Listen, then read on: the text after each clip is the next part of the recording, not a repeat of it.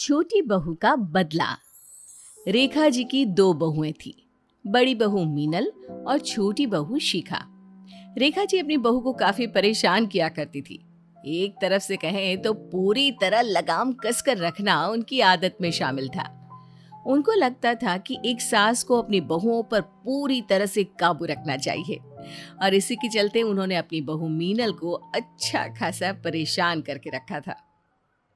बड़ी बहू, इधर आओ। मेरे पैरों में दर्द है, चलो बैठकर मेरे पैर दबाओ। लेकिन मम्मी जी, मुझे चिंकी को ट्यूशन लेने जाना था, देर हो जाएगी। मैंने कहा ना पैर दबाओ। 5 मिनट के बाद चली जाना, कुछ नहीं हो रहा तुम्हारी चिंकी को। मम्मी जी, आपके पैर मैं दबा देती हूँ। अगर भाभी चिंकी को लेने नहीं गई तो वो रोने लगेगी। तू जाकर रसोई में मेरे लिए कॉफी बना और जल्दी से कॉफी लेकर आ। यहाँ खड़े रहकर मुझसे जबान लड़ाने की जरूरत नहीं है, समझे?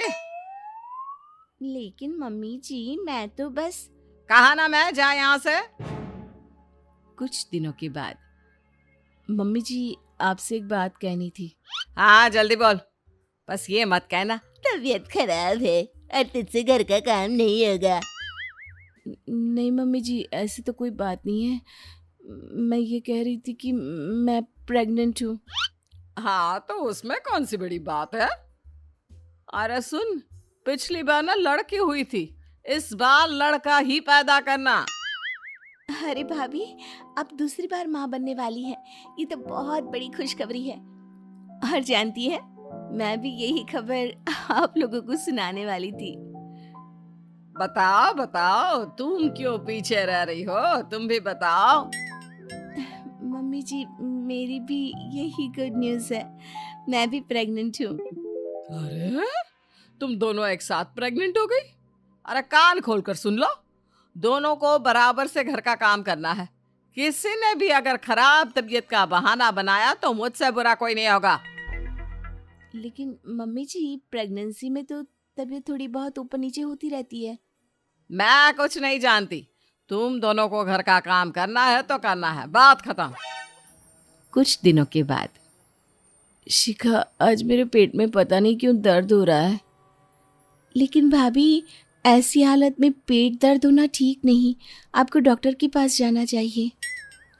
मैं मम्मी जी को कब से कह रही हूँ कि मुझे डॉक्टर को दिखाना है। अरे कहीं जाने की जरूरत नहीं है, प्रेगनेंसी में थोड़ा बहुत ऊपर नीचे चलता ही रहता है। जरा सा कुछ हुआ नहीं कि चल दिया डॉक्टर के पास। मम्मी जी, भाभी को जाने दीजिए ना डॉक्टर के पास। कल को उनकी तबीयत ज्यादा खराब हो गई तो? तुम उसकी चिंता मत करो, मैं हूं ना, सब पता है मुझे। रहने दो शिखा, मैं जाकर आराम कर लेती हूँ। कोई जरूरत नहीं है आराम करने की, चलो छत से कपड़े उठा कर लाओ। लेकिन मम्मी जी, भाभी के पेट में दर्द हो रहा है, ऐसी हालत में वो छत से कपड़े कैसे लेकर आएंगी? थोड़ा चलेगी फिरेगी तो अपने आप तबीयत ठीक हो जाएगी।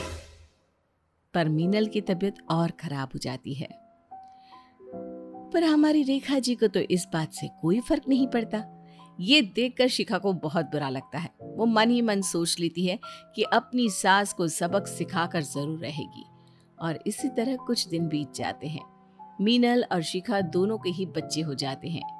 मीनल को फिर से बेटी होती है और शिखा को बेटा।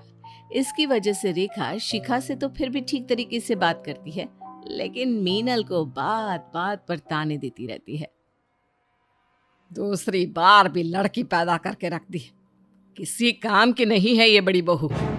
मम्मी जी, आपको ऐसा नहीं कहना चाहिए।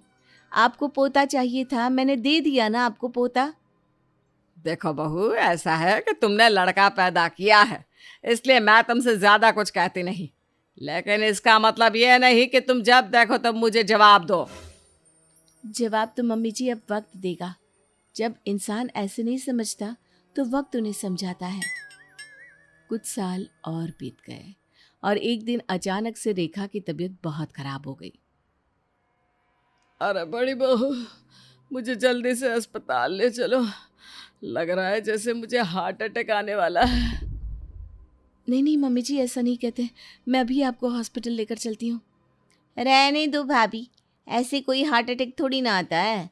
और मम्मी जी आप भी ना छोटी छोटी बातों के लिए डॉक्टर के पास नहीं जाते, घर में रहकर सब ठीक हो जाएगा। अरे कैसी बहू हो तुम, मुझे कुछ हो गया तो? मैंने कहा ना मम्मी जी कुछ नहीं होगा। अच्छा मम्मी जी, मैं ये कह रही थी कि मैं और मीनल भाभी ज़रा बाजार तक जा रहे हैं, दोनों बच्चे आप संभाल लेना, हम थोड़ी ही देर में आ जाएंगे। शिखा, ये तुम क्या कह रही हो?